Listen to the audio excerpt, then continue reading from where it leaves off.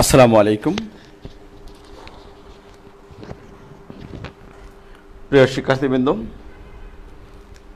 কেমন আছো তোমরা? আল্লাহ পাকের অসীম দয়ায় আমি ভালো আছি। আজকে আমরা সম্পাদ্যগুলো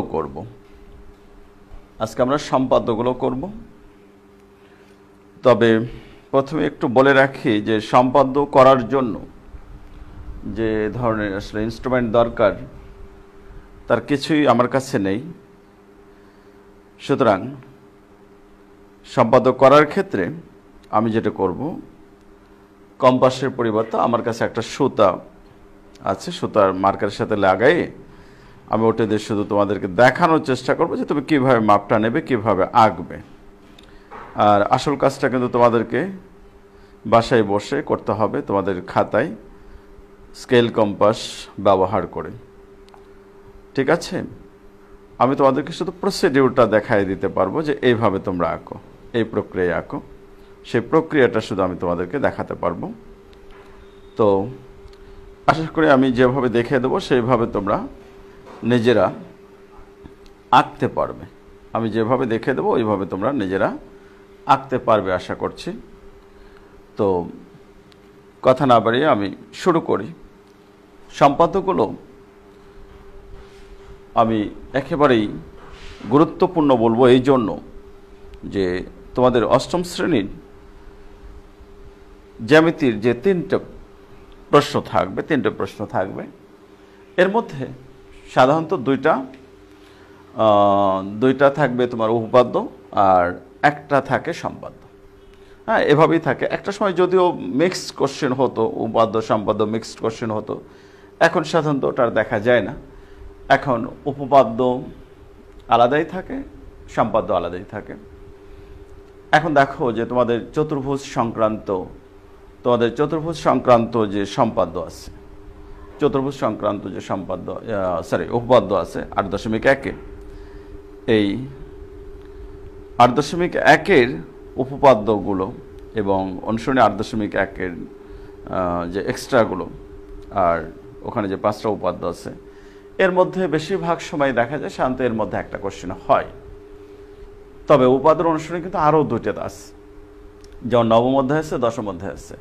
তার মানে উপাদ্য 3টে অনুসরণী থেকে তোমার 2টো কোশ্চেন হবে। যদি 8 থেকে হয় তাহলে হয়তো 9, 10-এর মধ্যে একটা মিস করবে। যদি দেখা যায় 9 থেকে হয় তাহলে হয়তো যদি দেখা যায় যে হয়তো 8 মিস করছে তাহলে 9 এবং 10 থেকে হবে। মেইন কথা, তুমি 3টা উপাদ্যের অনুসরণে 3টা করলে তুমি 2টা কমন পাবে, কিন্তু সম্পাদ্য কিন্তু একটাই, এই 8.2। এবং এখানে এই যে 5টা সম্পাদ্য, এই 5টা সম্পাদ্য যদি তুমি করো আর এই 8.2-এর এক্সট্রাগুলো যদি করো, তাহলে একেবারে নিশ্চিন্তে তুমি একটা সৃজনশীল এখান থেকে পেয়ে যাচ্ছ 10 নাম্বার। তাহলে তোমার উপর প্রেশারটা কিন্তু অনেকখানি কমে যায় তখন, যে তোমার দরকার পড়ে আর একটা উপাদ্য থেকে। সম্পাদ্যটা যদি নিশ্চিতভাবে তুমি আনসার করতে পারো, তখন উপাদ্য থেকে তোমার আর একটা দরকার পড়ে। তো এই জন্য সম্পাদ্যটা আসলে অনেক বেশি গুরুত্বপূর্ণ। সম্পাদ্যটা খুব সিরিয়াসলি নিতে হবে এবং সবগুলো ভালোভাবে করতে হবে। এখন আমরা সম্পাদ্যের মূলত আসলে অঙ্কনটা শিখব। বর্ণনাগুলো আমি 2-1টার ক্ষেত্রে হয়তো বলে দেব, এবং তোমরা বর্ণনা দিতে যে সাধারণত যে জায়গায় যে ধরনের ভুল করো সেই ভুলগুলো আমি ধরে দেওয়ার চেষ্টা করব, যে তোমরা এই জায়গায় এই ধরনের ভুলগুলো লেখো সম্পাদের বর্ণনা দিতে যে। আর সম্পাদের বর্ণনা তো মুখস্থ করার কিছু নেই, তাই না? এগুলো তুমি যা আঁকলে তা লিখবে। এটা সবসময় যে বইতে যেভাবে আছে হুবহু ভাষাটা ওইভাবে আমি যেভাবে লিখে দেবো হুবহু ভাষাটা ওইভাবে হইতে হবে এমন তো কোনো কথা নেই। তুমি তোমার মতো করে লিখবে, কিন্তু কথাটার মূল ভাবটা যেন কখনো চেঞ্জ হয়ে না যায়, এদিকটা সবসময় সতর্ক থাকবে। যে কথাটা মানে লিখতে যায় নিজের মতো করে লিখতে যায়, এমন ভাষা লিখলে যে তোমার মিনিংটাই বদলে গেল, এমনটা যেন না হয়। তো যাই হোক, ভাষাগুলো আমি পড়ে আসি। আমি একদম 1 থেকে শুরু করে 7টা সম্পাদ্য আছে না, আমাদের সম্পাদ্য 7 পর্যন্ত আছে। আজকে দেখি কয়টা আঁকা যায়। আমি আজকে হয়তো 3টা 4টা পর্যন্ত আঁকবো। আঁকানোর পরে একটার জন্য যে আমি ভাষাটা শুধু লিখবো, বাকিগুলোর জন্য ভাষাটা লিখবো না। সবগুলোর জন্যই ভাষা লেখার প্রয়োজন আছে বলে মনে করি না, তবে প্রত্যেকটা ক্ষেত্রে আমি মৌখিকভাবে ভাষাগুলো বলবো, তাতেও তোমরা বুঝতে পারবে যে ভাষাগুলো আসলে কিভাবে লেখা দরকার। কোনো চতুর্ভুজে 4টি বাহুর দৈর্ঘ্য ও একটি কোণ দেওয়া আছে চতুর্ভুজটা, 4টা বাহু একটা কোণ। তো বাহুগুলো তুমি তোমার ইচ্ছা মতো যেমনি মন চায়, যেভাবে মন চায় তুমি বাহুগুলো নেবে। তবে যেহেতু এখন সৃজনশীল কোশ্চেন, এখানে আসলে কিন্তু বাহুগুলোর একটা মাপ দেওয়া থাকবে। সৃজনশীল কোশ্চেন মানেই একেবারে নিশ্চিত জেনে রাখো যে এখানে বাহুগুলোর একটা নির্দিষ্ট মাপ দেওয়া থাকবে। একটা চতুর্ভুজের 4টি বাহুর দৈর্ঘ্য 5 সেন্টিমিটার, 6 সেন্টিমিটার, 7 সেন্টিমিটার, 8 সেন্টিমিটার এইভাবে দেওয়া থাকবে। তো সেই ক্ষেত্রে তোমাদের মাপগুলো নেওয়ার ক্ষেত্রে যেন কোনো প্রবলেম না থাকে। সেন্টিমিটার স্কেলের সাহায্যে কিভাবে তুমি বাহুগুলোর মাপ নেবে, সেই প্রক্রিয়াগুলো তোমরা অনেক আগে থেকেই শিখে আসছো। সেই ক্লাস 6 থেকে মাপ জোকের বিষয়গুলো, তো কোন চাঁদার সাহায্যে কোন অঙ্কন, স্কেলের সাহায্যে 5 সেন্টিমিটার 7 সেন্টিমিটার নেওয়া, এ তো সেই 6 থেকে শিখে আসতেছে। এগুলো নিয়ে ক্লাস 8-এ এসে তোমাদের কোনো সমস্যা আছে আমি মনে করি না। তো 4টে বাহুর দৈর্ঘ্য আমরা সম্পাদ্য 1 দিয়ে শুরু করলাম। 4টে বাহুর দৈর্ঘ্য দেওয়া আছে, চতুর্ভুজটা আঁকতে হবে। ও 4টে বাহু আর একটা কোণ।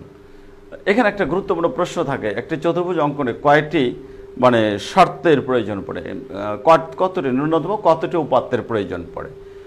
ন্যূনতম কতটি, অত্যন্ত ইম্পর্টেন্ট একটা নৈমিত্তিক কোশ্চেন। দেখো এই যে 4টে বাহু দেওয়া আছে, একটা কোণ দেওয়া আছে, মোটে কটা আছে? 5টা দেওয়া আছে, 5টা দেওয়া আছে। এটা অত্যন্ত ইম্পর্টেন্ট একটা নৈমিত্তিক কোশ্চেন যে একটি চতুর্ভুজ অঙ্কনে কতটি ন্যূনতম কতটি উপাত্তের প্রয়োজন পড়ে।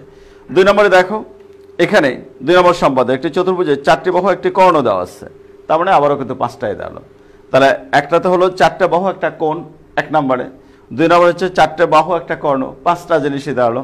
3 নম্বরে যে কি বলছে, একটি চতুর্ভুজ 3টা বাহু 2টি কর্ণ, তাহলে 3টা বাহু 2টা কর্ণ, আবারও সেই 5টাই দাঁড়ালো। 3টা বাহু 2টা কর্ণ দেওয়া থাকলে চতুর্ভুজ আঁকানো যাবে। এই জিনিসগুলো একদমই মনে রাখবে যে এর উপর আরও বিভিন্নভাবে কোশ্চেন হয়, নৈমিত্তিক কোশ্চেন হয়। যে কোন কোন শর্তে চতুর্ভুজ অঙ্কন সম্ভব, এভাবে বিভিন্ন অভিন্ন তথ্যভিত্তিক প্রশ্ন বা বহুপদী সমাপ্তিসূচক প্রশ্ন, এ ধরনের নৈমিত্তিক প্রশ্নগুলো করা হয়ে থাকে। 4 নম্বরে দেখো যে কোনো চতুর্ভুজে 3টা বাহুর দৈর্ঘ্য 2টি কোণ দেওয়া আছে, তার মানে 3টা বাহু 2টা কোণ, ওই সব মিলে 5টাই কিন্তু দাঁড়ালো।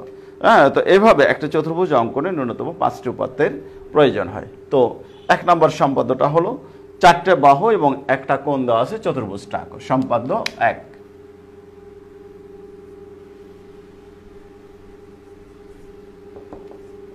সম্পাদ্য 1, 4টে বাহু তোমার ইচ্ছা মতো তুমি যেভাবে মন চায় 4টে বাহু নাও। যেহেতু এখানে তার নির্দিষ্ট মাপ নেই, আমরা এক্সট্রাগুলো যখন করব তখন দেখা যাবে হয়তো একটা নির্দিষ্ট মাপ দেওয়া থাকবে, সেই মাপ অনুযায়ী আমাদেরকে নিতে হবে। 2টা বাহু নিলাম, 3টে বাহু, চতুর্থ বাহুটা আর একটু বড় করে নিই। এই যে 4টে বাহু নিলাম, 4টে বাহু নিলাম, এদেরকে নামকরণ করলাম A B C D. A B C D. আমরা যখন চতুর্ভুজ ত্রিভুজের বাহুগুলোকে মার্কিং করি তখন সেটা কিন্তু স্মল লেটার, ক্যাপিটাল লেটার না। এখানেও ভুল করো, দেখা যায় ক্যাপিটাল লেটার দিয়ে এ বি সি ডি লিখছে, না, এগুলো সবসময় স্মল লেটার। আবার একটা চতুর্ভুজকে যখন মার্ক করবো যে এ বি সি ডি একটি চতুর্ভুজ, ওখানে কখনোই স্মল লেটার দেওয়া যাবে না, ওখানে অবশ্যই তোমাকে ক্যাপিটাল লেটার ব্যবহার করতে হবে। এগুলো আমি বলবো প্রত্যেকটা ক্ষেত্রেই, বর্ণনার ক্ষেত্রে কী কী সমস্যা তোমাদের হয় সেগুলো আমি বলবো। তো প্রথমেই কি করি, যে কোনো একটা রশ্মি, প্রথমে যে কোনো একটা রশ্মি নিই, যে কোনো একটা রশ্মি নাও, তোমার ইচ্ছা মতো তুমি একটা রশ্মি নাও, যে কোনো একটা রশ্মি নিয়ে নিলাম।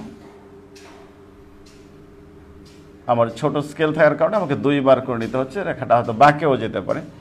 আমি আবারও বলছি, আমার অঙ্কনটা যথাযথ কিন্তু নাও হতে পারে, আমি শুধু তোমাকে প্রক্রিয়াটা দেখাবো যে তুমি কিভাবে আঁকবে। আমি শুধু তোমাকে প্রক্রিয়াটা দেখাবো যে তুমি কিভাবে আঁকবে, তারপরে তুমি কম্পাসের সাহায্যে, অবশ্যই তুমি স্কেল কম্পাস ব্যবহার করে তুমি অঙ্কনটা করবে। সবসময় স্কেল কম্পাস ব্যবহার করবে, হাত আন্দাজে কোনো কিছু করবে না।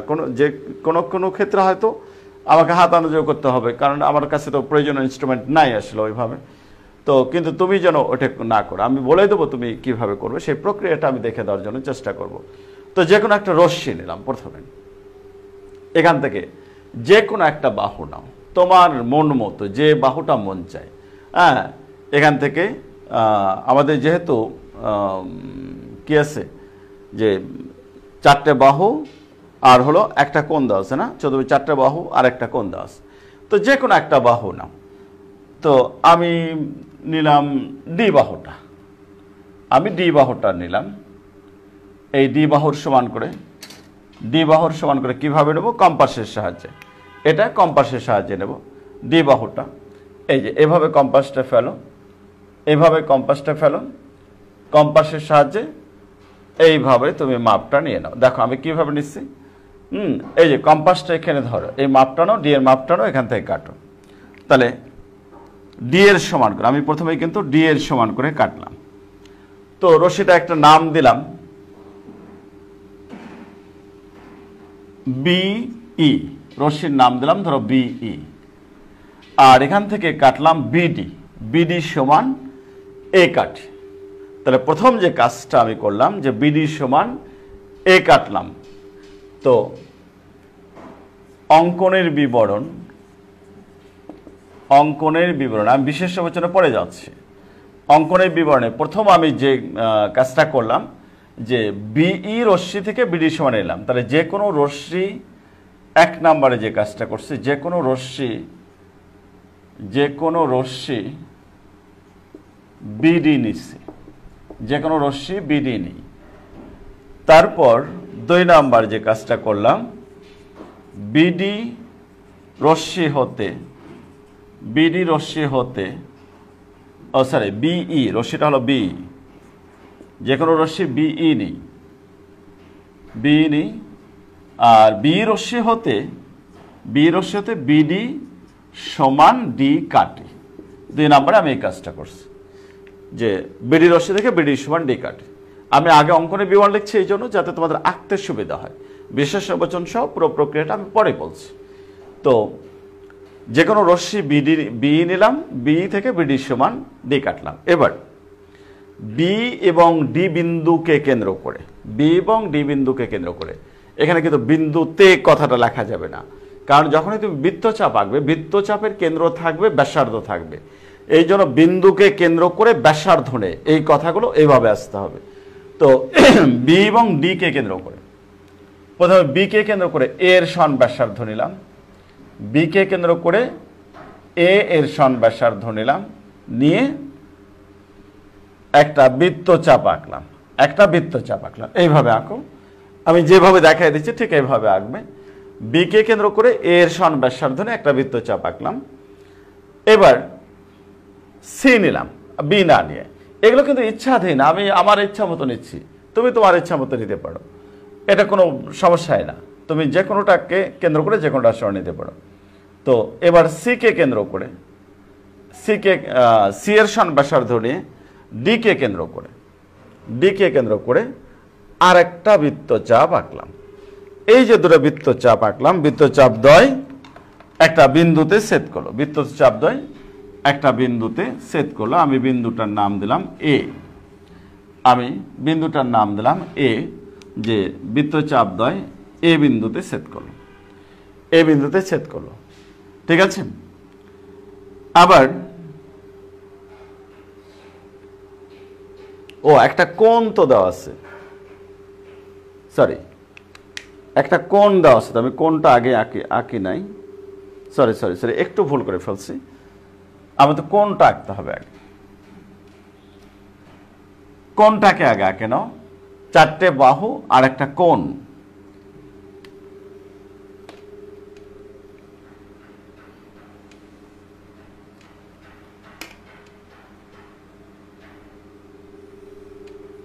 একটা কোণ ইচ্ছা মতো নিলাম, একটা কোণ এক্স।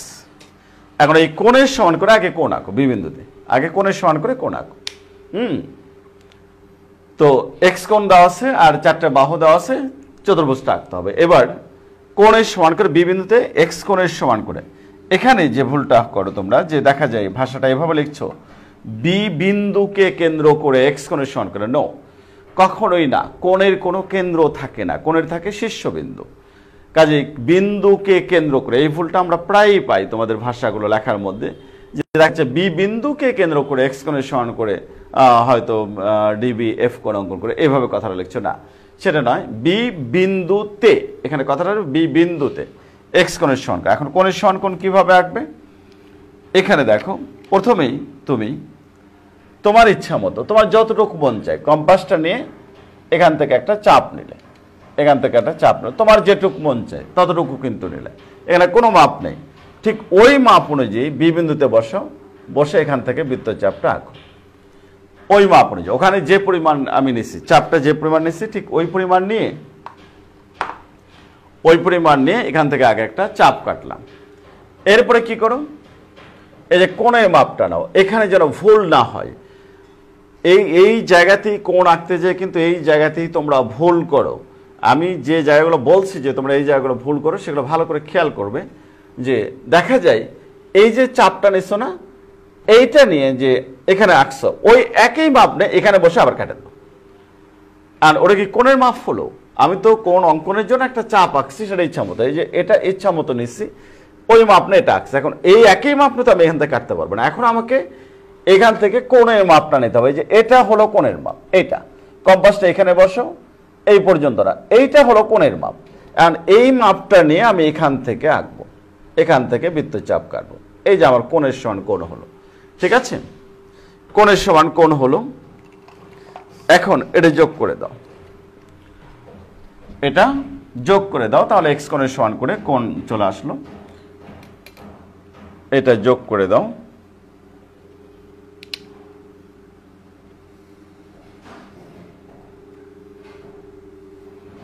এটা যোগ করে দিলাম।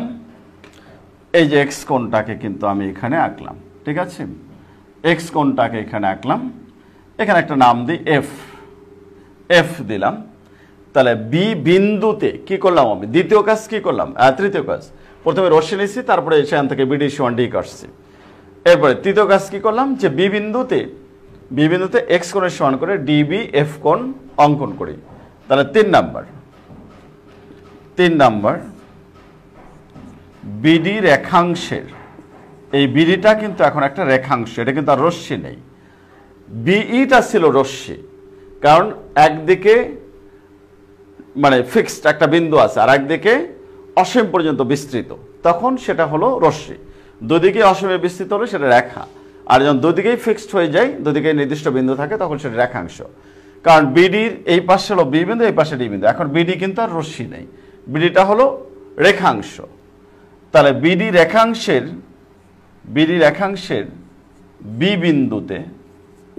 বি বিন্দুতে কি করলাম আমি? ডি বি এফ কোণ, ডিবিএফ একটা কোণ আঁকছি। এই কোণটা কার সমান ছিল? এক্স কোণের সমান ছিল। তাহলে ডিবিএফ কোণ সমান এক্স কোণ আঁকি, ডিবিএফ কোণ সমান এক্স কোণ আঁকি। এখানে কিন্তু বিডি অংশে বি বিন্দুতে, বি বিন্দুকে কেন্দ্র করে কথাটা কিন্তু নয়। এটা আমি আবারও স্মরণ করে দিচ্ছি যে তোমরা এখানে লেখো, দেখা যায় বি বিন্দুকে কেন্দ্র করে এক্স কোণের সমান করে একটি কোণ আঁকে। না, কোণের আবার কেন্দ্র কি? কোণের কোনো কেন্দ্র থাকে? কেন্দ্র থাকে বৃত্তের, কেন্দ্র থাকে বৃত্তচাপের। এই জন্য বিডি রেখাংশের বি বিন্দুতে ডিবি এফ কোণ সমান এক্স কোণ আঁকি। 3 নম্বর কাজ করলাম। এবার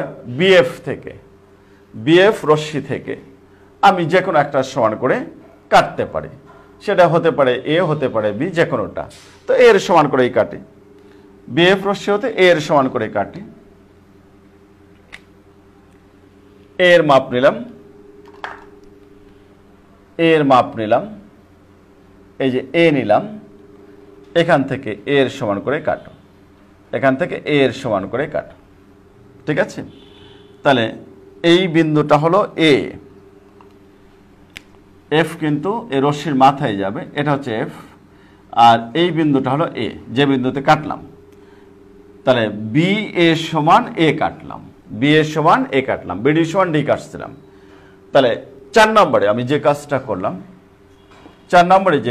করলাম, যে বিএফ রশ্মি হতে, এই বিএফটা কিন্তু আবার রশ্মি, কারণ কোণ কার সাথে তৈরি হয়? যে দুটো রশ্মি যখন একটা শীর্ষবিন্দুতে মিলিত হয়, তখন ওই রশ্মিটার মধ্যবর্তী স্থানটাই হলো কোণ। তাহলে এখানে বিই একটা রশ্মি বা বিএফ একটা রশ্মি, হ্যাঁ, এর মাঝখানে কোণটা তৈরি হয়েছে। তাহলে বিএফ রশ্মির হতে বা বিএফ হতেও লেখা যায় এখানে, আমরা আবার রশ্মির চিহ্নও দিতে পারি। রশ্মি হতে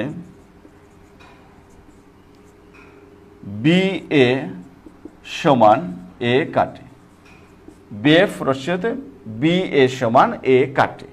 এখানে আঁকি নয়, কাটছে, তাই বি এ সমান এ কাটে। হয়ে গেছে? তোমাদের আঁকানো হয়ে গেছে আমার আগেই? ওকে, গুড, ভেরি গুড। হ্যাঁ, আমি তো সবসময় চাই যে তোমরা আমার আগেই আঁকে ফেলবে। আমি একটু ধীরে করছি, সবাই তো আর একই রকম না। তুমি পারছো, কিন্তু আরেকজন তো নাও পারতে পারে, ঠিক আছে? এই জন্য আমি ধীরে ধীরেই করছি। ওকে, ওয়েল ডান। যাদের 1 হয়ে গেছে তারা 2 শুরু করে দাও। 2 হলে 3 শুরু করো। আমি চাই তোমরা প্রত্যেকেই আমার আগেই আঁকে ফেলো, ঠিক আছে? 5 নাম্বার কাজটা আমি কি করব? 5 নাম্বারে এ এবং ডি কে কেন্দ্র করে, এ এবং ডি কে কেন্দ্র করে, এবার কিন্তু কেন্দ্র করে কথাটা আসছে, কারণ আমি বৃত্তচাপ আঁকবো। এ এবং ডি কে কেন্দ্র করে, এবং ডি বিন্দুকে কেন্দ্র করে যথাক্রমে এ কে কেন্দ্র করে ধরো আমি সি এর সমান নিলাম, আর ডি কে কেন্দ্র করে, ডিটা আরেকটু ছোট করে দিই, না হয় আমার এটা বড় হয়ে যাচ্ছে, ডিটা একটু ছোট করে দিলাম। তো এ কে কেন্দ্র করে সি এর সমান নিলাম, আর ডি কে কেন্দ্র করে ডি এর সমান নিলাম। তাহলে এ কে কেন্দ্র করে এই সি এর সমান ব্যাসার্ধ নিয়ে একটা বৃত্তচাপ আঁকলাম। এই বৃত্তচাপটা কোথায় আঁকলাম বলো? বৃত্তচাপটা আঁকলাম এই যে ই বি এফ কোণের অভ্যন্তরে। কারণ আমি কম্পাসটা এখানে বসে, আমি তো বৃত্তচাপ এদিকেও আঁকতে পারি। কাজে বৃত্তচাপটা কোথায় আঁকবে সেটা কিন্তু উল্লেখ করতে হবে। হ্যাঁ, সেটা কিন্তু উল্লেখ করতে হবে। আমি এখানে কম্পাসটা বসে আমি তো এদিকেও বৃত্তচাপ আঁকতে পারি। তো বৃত্তচাপটা কোথায় আঁকলাম? ই বি এফ কোণের অভ্যন্তরে একটা বৃত্তচাপ আঁকলাম এ কে কেন্দ্র করে, সি এর সমান ব্যাসার্ধ নিয়ে। আবার ডি কে কেন্দ্র করে ডি এর সমান ব্যাসার্ধ নিয়ে, এই যে ডি কে কেন্দ্র করে ডি এর সমান ব্যাসার্ধ নিলাম, নিয়ে ইবিএফ কোণ অভ্যন্তরে আরেকটি বৃত্তচাপ আঁকি, এখানে আরেকটা বৃত্তচাপ আঁকলাম। এই বৃত্তচাপটা পূর্বের বৃত্তচাপকে, এটা কিন্তু ছেদ করে না, এটা আরেকটু বড় করে দিতে হবে, আমি হাত দিয়ে করে দিলাম। তো এই যে বৃত্তচাপদ্বয় এ বি, আমি আগেই ডি নিয়ে ফেলছি, এটা সি দিলাম, যদিও এটা ক্রমটা ঠিক থাকলে ভালো হয়, একটু দেখতে ভালো লাগে। এ বি সি ডি এভাবে হলে ভালো হয়। আচ্ছা, আমি একটু পাল্টাই দিচ্ছি, এটাকে সি বানালাম, এটাকে ডি বানালাম, এটা একটু ভালো লাগে। ওটা লিখলে যে হতো না তা নয়, কিন্তু সাধারণত ক্রমে থাকলে সেটাকে একটু ভালো দেখায়। তাহলে প্রথমেই কি করছি, তাহলে বিই নিই, বি থেকে এই বিডি না দিয়ে এটা আমি বিসি দিলাম, বিসি সমান ডি নিই। তারপরে বিডি রেখাংশের, তাহলে বিসি রেখাংশের বি বিন্দুতে সিবিএফ কোণ সমান এক্স কোণ আঁকলাম, আর বিএফ রশ্মি হতে বি এ সমান এ কাটে, ঠিক আছে? এবার 5 নাম্বার কাজটা হলো এ ও সি বিন্দুকে কেন্দ্র করে,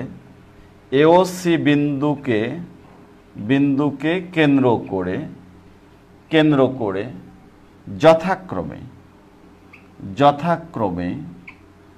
যথাক্রমে শব্দটা কিন্তু অবশ্যই দিতে হবে, কারণ এ কে কেন্দ্র করে কার সমান, সি কে কেন্দ্র করে কার সমান। হ্যাঁ, এই জন্যই যথাক্রমে শব্দটা আসবে। এ কে কেন্দ্র করে হলো সি এর সমান, যথাক্রমে সি ও ডি এর সমান ব্যাসার্ধ নিয়ে, কারণ বৃত্তচাপের কেন্দ্র থাকবে, ব্যাসার্ধ থাকবে, এই জন্য বিন্দুকে কেন্দ্র করে ব্যাসার্ধ নিয়ে ই বি এফ কোণ এর অভ্যন্তরে, ইবিএফ কোণের অভ্যন্তরে দুইটি বৃত্তচাপ আঁকি।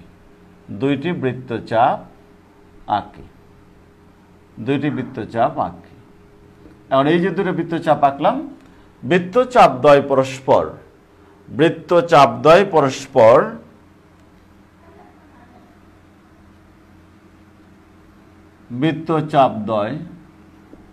পরস্পর কোন বিন্দুতে? ডি বিন্দুতে ছেদ করে। পরস্পর ডি বিন্দুতে ছেদ করে। ডি বিন্দুতে ছেদ করে, ঠিক আছে? বৃত্তচাপদ্বয় পরস্পর ডি বিন্দুতে ছেদ করে। তারপরে এডি, অবশ্যই স্কেলের সাহায্যে, হাত দে না, এডি আর সিডি যোগ করি। সবশেষ কাজ হলো এডি আর সিডি যোগ করি। তাহলে এটা নিয়েছি আমি সি এর সমান, এটা নিয়েছি আমি ডি এর সমান। তাহলে 6 নম্বর কাজ হলো আমার। 6 নম্বর কাজ, নম্বরটা দিলে একটু সুবিধা হয়। নম্বর দিয়েও যে লিখতে হবে এটাও কিন্তু না যে নম্বর দিয়ে লিখতে হবে। হ্যাঁ, তবে নম্বর দিলে একটু তোমারই বুঝতে সুবিধা হয় যে কোন স্টেপের পর কোন স্টেপ, কোনটার পর কোনটা করছো তুমি। এডি, এ কমা ডি ও সিডি, সি কমা ডি যোগ করে। এখানে অনেক সময় দেখা যায় এই কমাটা থাকে না, এটা একটা মারাত্মক ভুল। এই কমাটা না থাকাটা একটা মারাত্মক ভুল। কারণ আমি এডি বলতে আমি কি বলছি? এটা একটা রেখা, রশ্মি, রেখাংশ, যে কোনো কিছু তো হইতে পারে। তো যেটা রেখা বা রশ্মি বা রেখাংশ যাই হোক না কেন, সেটা তো রেখাই, তার আবার যোগ দেব কি? আমি রেখা তো আর যোগ করতে পারি না, আমি বিন্দু যোগ করতে পারি। আমার এ হলো একটা বিন্দু আর ডি হলো একটা বিন্দু, এই দুটো বিন্দুকে আমি যোগ করতে পারি। সুতরাং কথাটা আসবে এ কমা, মাঝখানে অবশ্যই কমা ডি। এটা এই কমা হয়তো বলবে যে কমা না দিলে এটা আবার ভুল হইলো, এত ছোট ভুলের জন্য অনেক সময় তোমরা বলো যে স্যার একটা কমা দিন, এর জন্য 1 নম্বর কাটছেন, বা এর জন্য 2 নম্বর কাটছেন, এরকম বলো তোমরা। তো কথা হলো যে এই কমাটা এখানে না থাকাটা কত বড় একটা ভুল, এটা কিন্তু অনেক বড় ভুল। সুতরাং এর জন্য অবশ্যই নম্বর কাটা যাবে এবং নম্বর কাটাটা ঠিক আছে। তো এডি আর সিডি যোগ করি, তাহলে এবিসিডি উদ্দিষ্ট ত্রিভুজ। তাহলে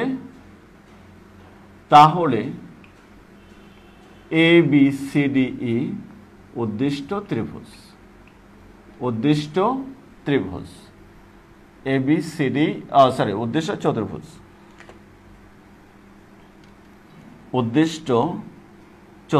উদ্দিষ্ট বলতে যে চতুর্ভুজ আমাকে আঁকতে বলা হয়েছে, একটা চতুর্ভুজ আঁকতে বলা হয়েছিল, সেই চতুর্ভুজ। তাহলে বিশেষ বচনটা এখানে কি আসবে? যে মনে করি একটি চতুর্ভুজের 4টি বাহুর দৈর্ঘ্য এবিসিডি এবং একটি কোণ এক্স দেওয়া আছে, চতুর্ভুজটি আঁকতে হবে, ঠিক আছে? বিশেষ বচনটা লিখে আমি আর সময় নষ্ট করলাম না। আমি অঙ্কনের বিবরণটার সাথে সাথে লিখে গেছি এই জন্য যাতে তোমার আঁকতে সুবিধা হয়। তো মনে করি একটি চতুর্ভুজের 4টি বাহুর দৈর্ঘ্য এবিসিডি এবং একটি কোণ এক্স দেওয়া আছে, চতুর্ভুজটি আঁকতে হবে, এতটুকু। তারপরে যে অঙ্কনের বিবরণ তো আমি পুরোটা লিখেই ফেললাম, অঙ্কনের বিবরণটা পুরোটা তো লিখেই ফেললাম। এখন এটা নিয়ে আর কোনো সমস্যা আছে?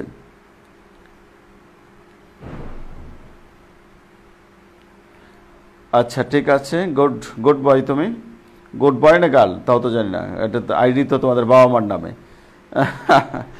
আচ্ছা,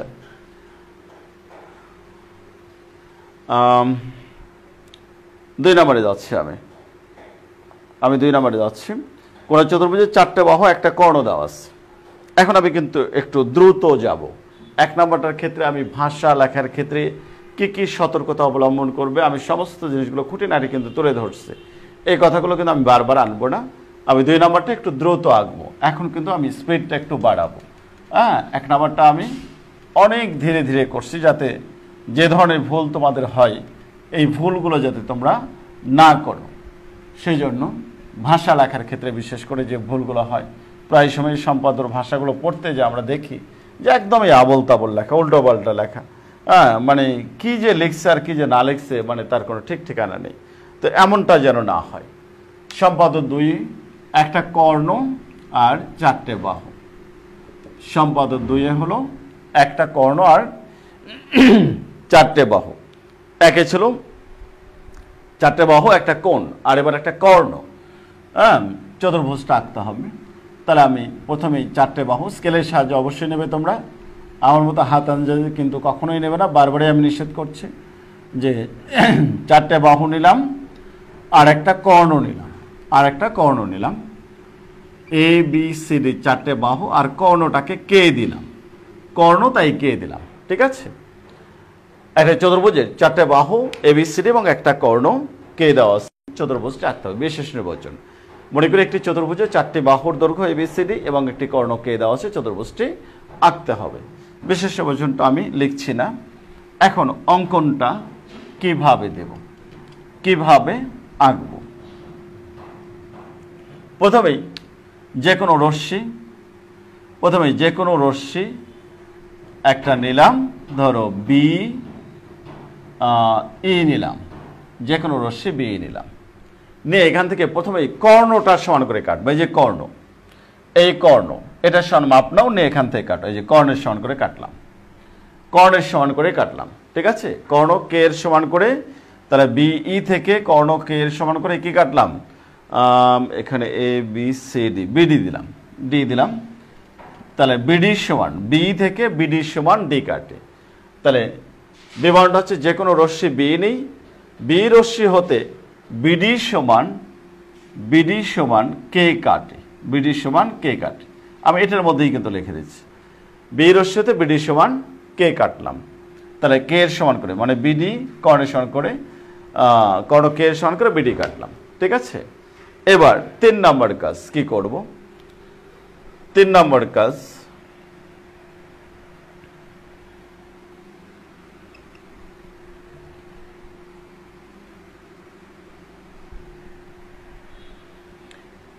কাজ, হলো বি ও ডি কে কেন্দ্র করে বি ও ডি কে কেন্দ্র করে যথাক্রমে এ ও বি নিতে পারি, এ ও ডি নিতে পারি, যেটা মন চাই তুমি নাও। বি ও ডি কে কেন্দ্র করে যথাক্রমে এ ও বি এর সমান ব্যাসার্ধ নিয়ে, এ ও বি এর সমান ব্যাসার্ধ নিয়ে প্রথমে এর সমান নিলাম,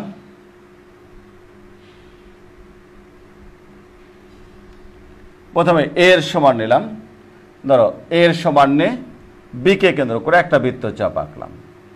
আবার বি এর সমান নিলাম, বি এর সমান নিলাম, নিয়ে, আচ্ছা বিটাকে একটু ছোট করে ফেলি, বি এর সমান নিলাম, নিয়ে আর পরীক্ষিত মাপ দেওয়াই থাকবে, তুমি সেই মাপে আঁকবে। এই যে এ কে কেন্দ্র করে এর সমান আর ডি কে কেন্দ্র করে বি এর সমান ব্যাসার্ধ নিয়ে বিডি এর একই পাশে, সেটা উপরের পাশে হতে পারে, নিচের পাশে হতে পারে, একই পাশে দুটো বৃত্তচাপ আঁকি। বৃত্তচাপ দ্বয় পরস্পর এ বিন্দুতে ছেদ করলো, বৃত্তচাপ দ্বয় পরস্পর এ বিন্দুতে ছেদ করলো। আবার বিও ডি কে কেন্দ্র করে, আবার বিও ডি কে কেন্দ্র করে যথাক্রমে সিও ডি এর সমান ব্যাসার্ধ নিয়ে এই সি এর সমান নিলাম, বি কে কেন্দ্র করে সি এর সমান নিলাম, নিয়ে একটা বৃত্তচাপ আঁকলাম। এবং ডি কে কেন্দ্র করে, ডি কে কেন্দ্র করে, ডি কে কেন্দ্র করে ডি এর সমান ব্যাসার্ধ নিয়ে আর একটা বৃত্তচাপ আঁকলাম। কোথায় আঁকলাম? যে আগের যে দুটো বৃত্তচাপ আঁকা হয়েছে তার বিপরীত পাশে, আগের যে দুটো বৃত্তচাপ আঁকা হয়েছে তার বিপরীত পাশে আরো দুটো বৃত্তচাপ আঁকে। এবারে বৃত্তচাপ দ্বয় কি হলো? সি বিন্দুতে ছেদ করলো, এবারে বৃত্তচাপ দ্বয় সি বিন্দুতে ছেদ করলো। আবার বলছি, বি ও ডি কে কেন্দ্র করে যথাক্রমে এ এবং বি এর সমান ব্যাসার্ধ নিয়ে বিডি এর একই পাশে দুটি বৃত্তচাপ আঁকে, বিডি এর একই পাশে দুটি বৃত্তচাপ আঁকে। তো একই পাশে দুটো বৃত্তচাপ আঁকলাম, বৃত্তচাপ দ্বয় পাশে এই বিন্দুতে ছেদ করলো। আবার সিওডি কে কেন্দ্র করে, সিওডি কে কেন্দ্র করে যথাক্রমে সি, আবার বিওডি কে কেন্দ্র করে যথাক্রমে সিওডি এর সমান ব্যাসার্ধ নিয়ে বিডি এর যে পাশে এ বিন্দু আছে, যে পাশে এ বিন্দু, আমি এক পাশে আঁকে ফেলছি দুটা, তার এই বিন্দু ছেদ করে যে পাশে এ বিন্দু আছে তার বিপরীত পাশে আরো দুটি বৃত্তচাপ আঁকে, বৃত্তচাপ দ্বয় পরস্পর সি বিন্দুতে ছেদ করলো। এবার এ বি, এডি, তারপরে বিসি, সিডি। বারবারই তোমাদেরকে আমি বলে দিচ্ছি স্কেলের সাহায্যে করবে। আমার এখানে পর্যাপ্ত ইনস্ট্রুমেন্ট নাই বিধে আমি হয়তো হাত দেই, এমনি টানে দিচ্ছি, তোমরা এই কাজটা করবে না। তাহলে আমি কি করছি? বি কে কেন্দ্র করে এর সমান ব্যাসার্ধ নিয়ে একটা বৃত্তচাপ আঁকছি, ডি কে কেন্দ্র করে বি এর সমান ব্যাসার্ধ নিয়ে একটা বৃত্তচাপ আঁকছি, বৃত্তচাপ দ্বয় পরস্পর এই বিন্দুতে ছেদ করছে। আবার বি কে কেন্দ্র করে সি এর সমান ব্যাসার্ধ নিয়ে একটা বৃত্তচাপ আঁকছি। কোথায় আঁকছি? পূর্বের বৃত্তচাপটা যে দুটো বিন্দুতে ছেদ করছে তার বিপরীত পাশে, যে পাশে এ বিন্দু আছে, বিডি এর যে পাশে এ বিন্দু আছে তার বিপরীত পার্শ্বে, এভাবে কথাগুলো উল্লেখ করতে হবে তোমাকে, তার বিপরীত পার্শ্বে আরো দুইটি বৃত্তচাপ আঁকি। এই বৃত্তচাপ দ্বয় পরস্পর সি বিন্দুতে ছেদ করে, তারপরে A B, BC, CD, D A যোগ করি, তাহলে এবিসিডি হলো উদ্দিষ্ট চতুর্ভুজ। এই যে এটা ডি এর সমান নিলাম, এটা হলো ডি এর সমান। ওকে, তাহলে অঙ্কনের বিবরণটা কি আসতেছে, অঙ্কনের বিবরণটা দেখলেও কিন্তু তুমি আবারও বুঝতে পারবে যে অঙ্কনটা কিভাবে হলো। যদি এখনো অঙ্কনটা তোমার কমপ্লিট না হয়ে থাকে, তাহলে অঙ্কনের বিবরণ দেখলেও তুমি কিছুটা আবারও বুঝতে পারবে যে কোনটার পর কোনটা কি করতে হবে। তো 3 নম্বরে যে আমি যে কাজটা করেছি, বিডি সমান কে কাটার পর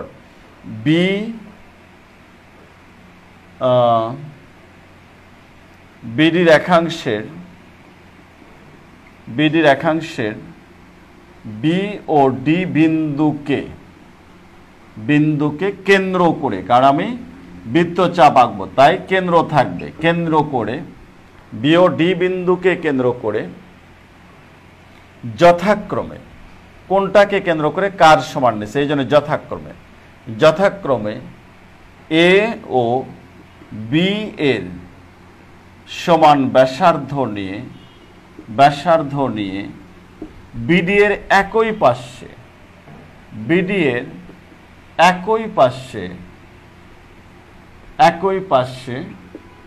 দুইটি বৃত্তচাপ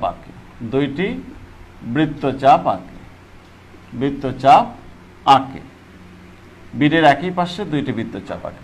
ঠিক আছে, এরপরে আবার 4 নম্বরে যে আবার বি ও ডি কে কেন্দ্র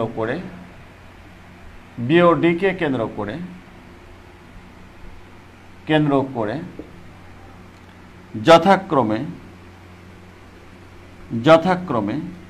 সি ও ডি এর সমান ব্যাসার্ধ নিয়ে, আমি উপরে গেলাম, সি ও ডি এর সমান ব্যাসার্ধ নিয়ে ভাষাগুলো একটু দেখে নাও, ভাষাগুলো যেন ভুল না হয়। হ্যাঁ, আমি কিভাবে ভাষাগুলো লিখছি বারবারই খেয়াল করবে। তোমাদের ভাষা লেখার মধ্যে প্রচুর ভুল থাকে, এই কথাটা কিন্তু আমি তোমাদেরকে বারবার মনে করে দিচ্ছি যে সমান ব্যাসার্ধ নিয়ে বিওডিকে কেন্দ্র করে যথাক্রমে সিও ডি এর সমান ব্যাসার্ধ নিয়ে বিডি এর যে পাশে এ বিন্দু আছে তার বিপরীত পার্শ্বে আরো দুইটি বৃত্তচাপ আঁকে,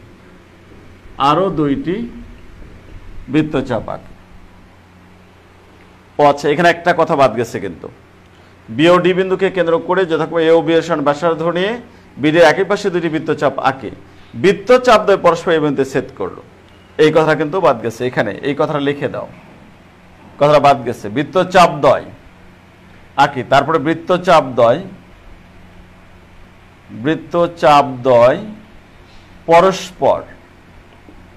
পরস্পর এ বিন্দুতে ছেদ করে। ঠিক আছে, বৃত্তচাপ দ্বয় পরস্পর এ বিন্দুতে ছেদ করে। দরকার আমি এটা মুছে আবার লিখে দিচ্ছি, ভাষাটা ভুল যেন না হয়। আমি লেখাটা একদম হয়ে গেল, তো আমি মুছে আবার পরিষ্কার করে লিখে দিচ্ছি। বৃত্তচাপ দ্বয় পরস্পর এ বিন্দুতে ছেদ করে, আর এরপরেরটা হলো 4 নাম্বার, যে আবার বি ও ডি কে কেন্দ্র করে যথাক্রমে সি ও ডি এর সমান ব্যাসার্ধ নিয়ে যথাক্রমে সি ও ডি এর সমান ব্যাসার্ধ নিয়ে বিডি এর যে পাশে এ বিন্দু আছে তার বিপরীত পাশে আরো দুইটি বৃত্তচাপ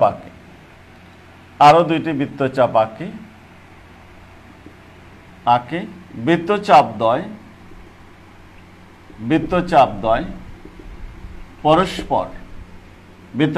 পরস্পর সি বিন্দুতে ছেদ করে। সি বিন্দুতে ছেদ করে। আচ্ছা, বিদ্যুৎ চাপদ্বয় পরস্পর সি বিন্দুতে ছেদ করলো। এখন তুমি বিন্দুগুলো যোগ করে দাও। আমি মূলত এই অঙ্কনগুলো আমি জানি যে ইতিমধ্যেই তোমরা অনেকেই করে ফেলছো, এগুলো তোমরা পারবে। হ্যাঁ, অঙ্কনগুলো তোমরা পারবে। আসলে আমি তোমাদেরকে মূলত ভাষাগুলো লিখতে যেন ভুল না হয়, কিভাবে বিশেষ বচন লিখবে, কিভাবে অঙ্কনের বিবরণটা নিখুঁতভাবে লিখবে, যেন কোনো ভুল না থাকে, সেই জিনিসটাই মূলত দেখানোর চেষ্টা করছি আসলে। হ্যাঁ, কারণ আমি জানি যে এগুলো অঙ্কনগুলো ইতিমধ্যেই তোমরা অনেকেই করে ফেলছো এবং এগুলো তোমরা পারবে। এই জন্য আমি হোমওয়ার্ক দেবো, তোমাদের বেশি করে হোমওয়ার্ক দেবো। তোমরা চিত্রগুলো আঁকে গ্রুপে পোস্ট করে দিও। একটা ক্ষেত্রে আমি যদি 3টা 4টা দিই, তাহলে তোমরা শুধু একটার বর্ণনা লিখবে। হ্যাঁ, সবগুলো বর্ণনা লেখার দরকার নেই, একটার বর্ণনা লিখবে। ওই একটা দেখলে আমি বুঝবো যে তোমার ভাষাগত কোনো ত্রুটি আছে কিনা, আর বাকিগুলো শুধু চিত্র অঙ্কন করে গ্রুপে পোস্ট করে দেবে। ঠিক আছে? বিদ্যুৎ চাপদ্বয় পরস্পর সি বিন্দুতে ছেদ করে। এরপরে 5 নম্বরের কাজ হলো এ বি, তারপরে হলো বিসি, এরপরে হলো সিডি ও ডিএ যোগ করি, ডিএ যোগ করি। তাহলে ABCDE উদ্দিষ্ট চতুর্ভুজ। ঠিক আছে? আশা করি তোমাদের ভাষা নিয়ে, সম্পদের ভাষা লেখা নিয়ে কোনো সমস্যা আর থাকবে না। আমি দুটো সম্পদের মূলত অঙ্কনটা কোনো ম্যাটার না, অঙ্কটা তোমরা আগেই করেই ফেলছো, অনেকেই লিখছো, আগেই তোমাদের হয়ে গেছে।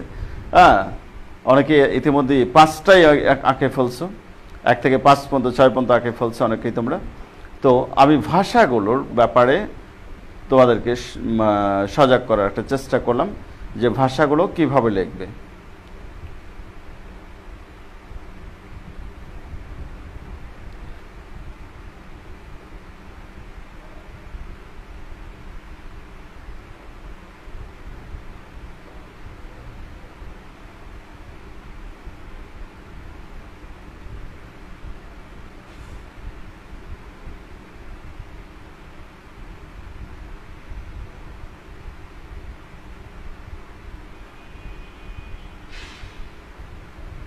দশ নম্বর চ্যাপ্টার পরীক্ষা আছে কিনা? হ্যাঁ, এখন তোমাদের সামনে পুরো বই, এখন আর চ্যাপ্টার গুণে লাভ নেই তোমাদের।